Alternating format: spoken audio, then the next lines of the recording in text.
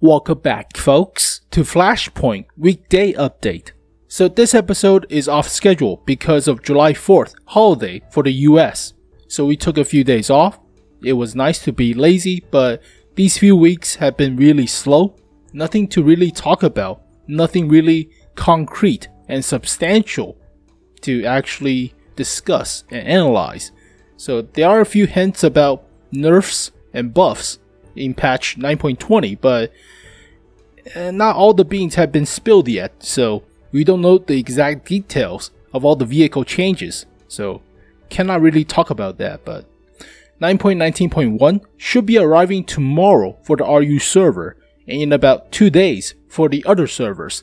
The Chinese server is getting a different version of this patch, so they're actually getting the Chinese tank destroyers, all of them.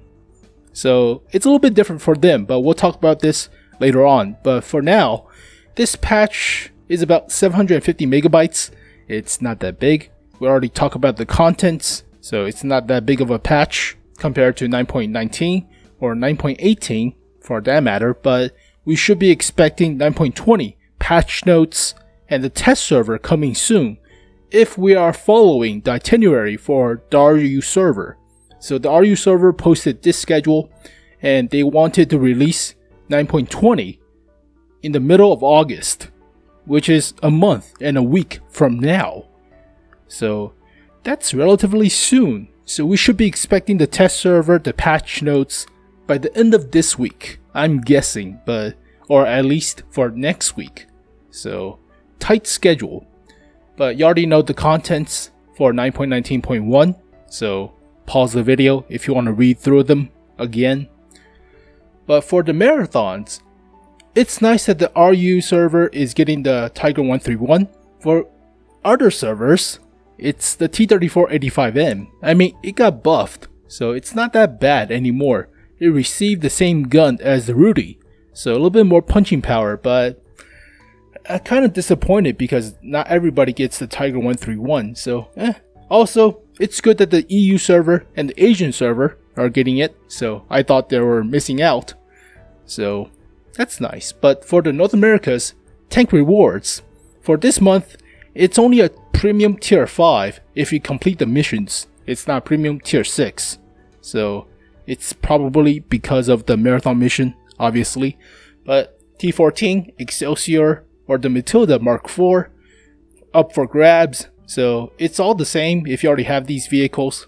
1,500 gold and 1 garage slot. So, I mean, not bad if you already have those vehicles and the T-34-85M. The T-34-85M is 3,750 gold. So, in total, that's 4,200 gold. 250 gold. So, that's pretty nice. And 2 garage slot. And a bunch of other stuff. So, it pays to play or just participate. But for last month, I got the SU100Y. That's the standard high level gift, whatever, reward. But also got the T28F30. So that's the premium tier 4. So a little bit more gold for me. But it seems that for the month of June, we have a better assortment of gifts or rewards. But compare this to July, they removed a level of reward and they removed the standard box thing. So they removed the random supply crate from the higher levels. So you can choose only the personal reserves or the premium consumables. But that's it. So it's less in the options. And I'm expecting that a lot of players are getting the T28F30 and basically cheat the system for a lot of the gold and other stuff. So less mission points, easier to complete, but no random crate for higher level rewards to help you get the E25. No, to get the Panzer II-J or the T28F30. So probably a less percentage chance of getting the Patriot, the Jumbo Pershing, or the E25. I'm expecting. So, just predictions. Oh well. But here are the mission lists leaked for the T-34-85M marathon. So I took a quick look.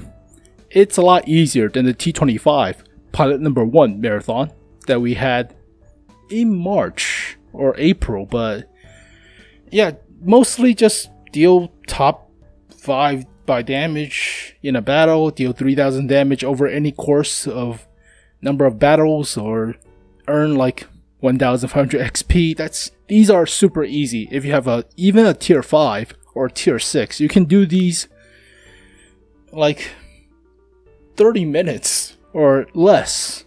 So if you have like a high tier, just one match, it's fine. So it's not that difficult, not really. Compared to the T-25 pilot number 1, not even close. So pause the video to read through, but you also get a different, smaller reward per day, like the personal reserves and the consumables that you could sell for credits. So that's nice. But there was a small hubbub, if you will, about the Strv S1. So from World of Tanks Reddit, a lot of the users pointed out that the Strv S1 had a different stats. Basically got nerfed from 9.17.1, the initial release of the vehicle, or the data release of the vehicle, to the current version of the vehicle in siege mode for the traverse. So here you can see they have a different number for the effective traverse in siege mode. So a lot of players wonder that would wargaming nerf vehicles, premium tanks, without telling people about it. So basically, like the old super Pershing, that thing got nerfed. A lot of players got pissed off, and wargaming had to have a refund, a complete refund of that vehicle. So the Super Pershing is a tank of a lot of history in the game. So different nerfs, then buffs, some nerfs and buffs again. So holy crap. But after analyzing the whole situation, developers came out with the statement that it's a display error. It's not exactly a nerf. So difference in display. And from Domin, World of Tanks blog website, they posted a test video on the stats difference.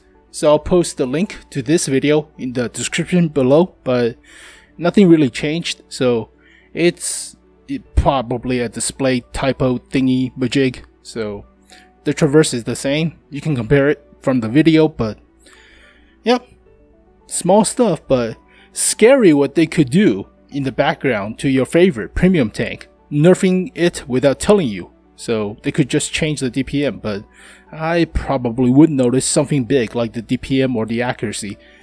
Traverse, however, soft stats, dispersion, and nobody really keeps a good memory about those. So yeah, scary stuff. But for 9.19.1, the Chinese server are receiving all the Chinese tank destroyers, like all of them, from tier 2 to tier 10.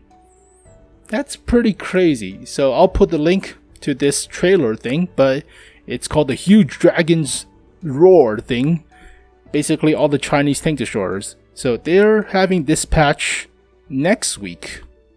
So their 9.19.1 is more of a larger patch than 0.1, like subsequent smaller patch of an actual patch. So it's more like 9.20, but alright, I'll talk about all the Chinese vehicles.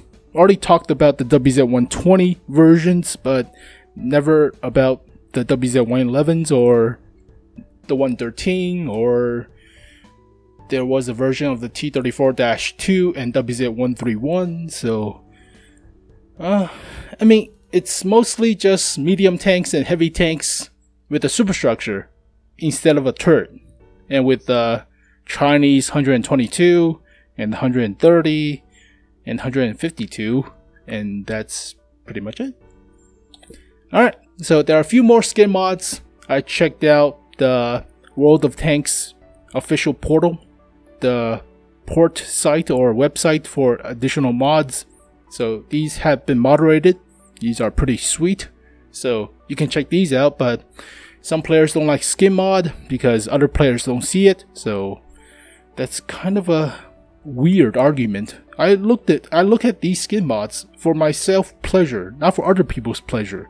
So okay, but as you can see, I would prefer wargaming and more customization options for the vehicles, like the toolbox, the logs, machine guns, other stuff, but makes the vehicles different, personalized, but they don't do it. So every Yak Tiger, every T-34-3 looks the same, so oh well.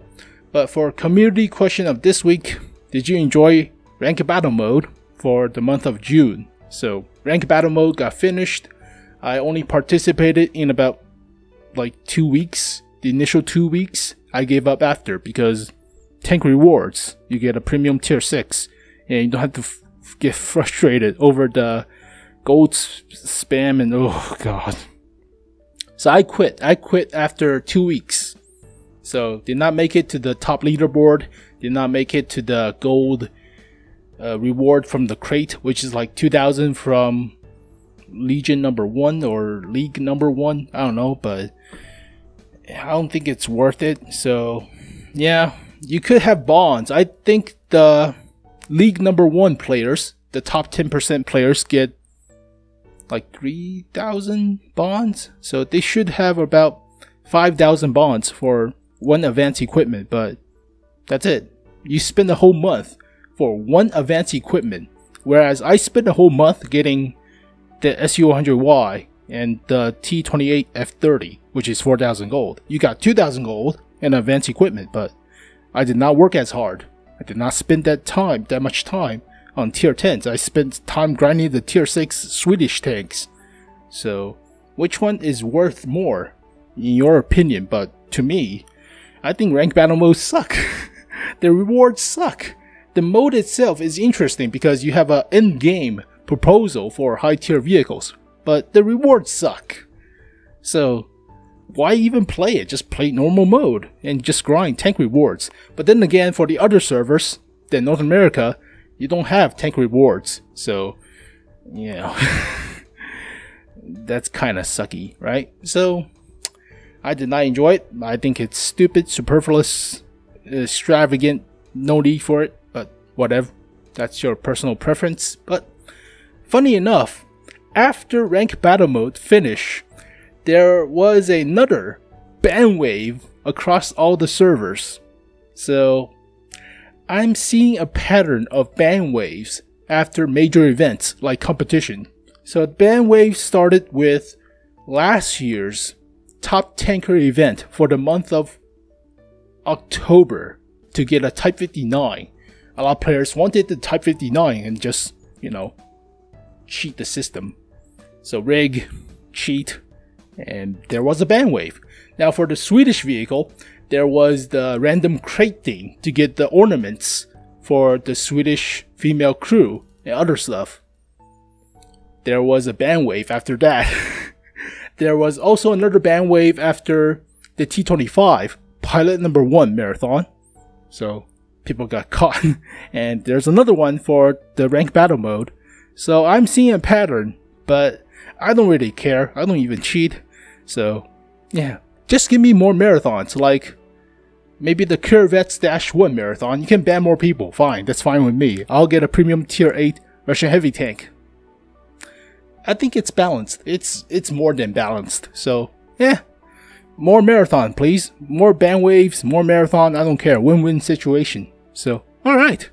But for the North American server, I think also for the other server, there is a package deal of 2 books talking about the SU-152 and the T-34. So it's like the Honeycut books talking about American tanks, but I never saw these vehicles, like the Russian archives of all the blueprints, of all the data. So I want to see how these books would turn out, but there is probably a PDF version. I have the PDF version of the Honeycut books, so I purchased all the books, but it's a good read if you enjoy historical data and blueprints and other stuff, but it also comes with a premium tier 5. So if you're interested in tanks, if you're interested in history, I do recommend books. I don't recommend anything else, so I won't shill for like premium tier 8s, none of that. But if you want the books, I prefer knowledge, so yeah, get the books if you want. But there is a video about Dunkirk on the North America server, so I do recommend you checking out this video. I'll post the link in the description below. So it's a good telling of the history. Normally in history class you just like read an excerpt, like a paragraph talking about the escape from Dunkirk, but that's it. There's no specific details of all the stuff happening. So I do recommend checking out this video. It's not that long, only like 10 minutes. It's pretty good history. And there was a JPEG of World of Warship Blitz. So it's like World of Tanks Blitz, but for World of Warship, and presumably on phones or iPads or Android devices. So nobody knows if this is fake or just a make-believe or the real thing, so we'll see. But basically you can play World of Warship while on the crapper, so good stuff, or in the car. But that's basically the Mosaic board for this week. But here are some community questions that I gathered from last week's video. So how much time do you play World of Tanks in 1 week? Well, it's about 2 hours per day grinding the TankRewards missions. So basically 14 hours in a week, or less if I'm lucky with the missions, but not that much. Well, 2 hours per day is it's okay, I guess. So I mean, it's not like I'm grinding vehicle tiers or vehicle tech trees, so not that much. What do you think about the Swedish tank destroyers? Will they be changed in the near future? It's super annoying to fight against these vehicles when they're hauled down, but with the artillery nerf, with the corridor maps, yeah, these camping Swedish bastards. So you have to pack a few more high explosive rounds, and they will deter if you shoot high explosive at them. So they think, ooh, you will shoot AP shell at my slope armor, they will bounce, ha ha ha, I win. No, I switched to high explosive, take that. So I don't think they will be nerfed. Originally they planned to change the auto bounce mechanics, so it will automatically bounce any caliber of shells within 72 degrees or above 72 degrees of the sloping. So that's insane. So basically it could bounce like AP shell from Jagdpanzer E100 or FE25B 183s. So yeah, that's broken. But now you still need to have a high caliber gun like 122, 128, or sometimes even more, and it's not always accurate. So why did they change the artillery? This is stupid. Crybabies. What do you think that the new Chinese heavy tank, the WZ-111, do you think the new Chinese heavy tank, the WZ-111-5A, will make the IS-7 obsolete? Well, from the super test server, they are buffing the IS-7 with 19 horsepower per ton ratio or something similar, so about the same as the Object 260. And what I thought was power creeping the Object 260. Now back then, like 3 years ago, or yeah, about 2 or 3 years ago, when the Object 260 was leaked, I thought, holy crap, you have an IS-7 with the horsepower per ton ratio of a medium tank, and that's insane. But now you're power creeping that vehicle with vehicles like the Chrysler K. Sure, the Chrysler K doesn't have that good of a top speed, but it has 20 horsepower per ton ratio with the medium tank's terrain resistance. So you're giving the same thing to the IS-7 with like 18 horsepower per ton ratio. I almost finished the Object 260 missions, personal missions, but now I feel like the vehicle has been power crept a little bit. So Well, it's been 2 years, Sam. Slowpoke getting the personal missions done. So I think not really based on what we will see in patch 9.20 for the IS-7, but the developers are touching the vehicles that they don't need to be touched. They shouldn't touch, like the ISU-152. They nerfed the penetration of the BL-10. It's a new gun. Ooh, in layman's term, you're nerfing the penetration. Fuck. Why? So you can passively buff Chrysler K's even more. How the hell do you kill that thing without the ISU now? The ISU is out of the picture. Stupid, that dumbass. Alright. Hey Sam, I heard conflicting counts of how many maps are actually offered to play on the North American server. Some people say 30 plus, I heard as much as 40 plus. It's about like 10, 15 in my honest opinion, but I really do miss some of the older maps, like the Asia theme maps, like the Japanese map for the Mount Fuji. They removed that map. I think it's called Sacred Valley or Sacred River or something, but they removed that map. They removed the one for the Steppe farm map. That's Dragon Ridge, and another one with the mountain in the middle. I totally forget the name, but there has been a lot of maps missing, so I think it's like 15 plus. It's not that many, and you usually get like Himmelsdorf, Erlenberg, Mananovka, Prokhorovka. That's like 4. That's pretty much it. It's all the same maps. So I like I talked about in the past, I do wish like a whole year would be dedicated to just map packs. Like 100 plus maps added to the game. It's not all the same all the time. So like winter version, summer version.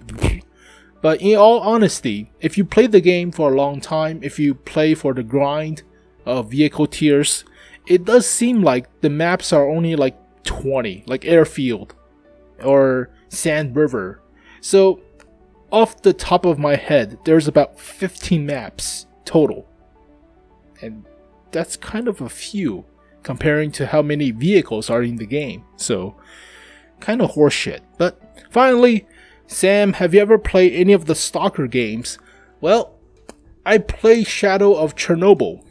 I tried it. I hate the spawning system of the AI, and it's pretty hard because you have limited ammo, and if you get hit like twice or 3 times, you're dead, even with a pistol. So I played a lot of Fallout 3, Oblivion, Elder Scroll Oblivion, so got used to the Bethesda architecture of open world maps. And when I play Stalker, it feels like pseudo open world, but it's mostly like one map to another map, but not really like really open. So it's just me, but I played too much of Fallout 3, and that was before I played any of the Stalker games. So got conditioned to different stuff, and I just thought, not really for me. But I do enjoy a good shooter game. I do enjoy, well, for single player shooter games, you really need to have a good story mode, like actual archetype of your character development and the plot and other stuff. But not really got into the Stalker games. I got into the Metro series, the Metro, what's that thing, 2033, I forgot the number, but that was good. That was like, holy crap, you're in the basement, or not the basement, the train subway, and you have to fight off random crap like supernatural shit. Yeah, that was fun. So yeah, I tried it.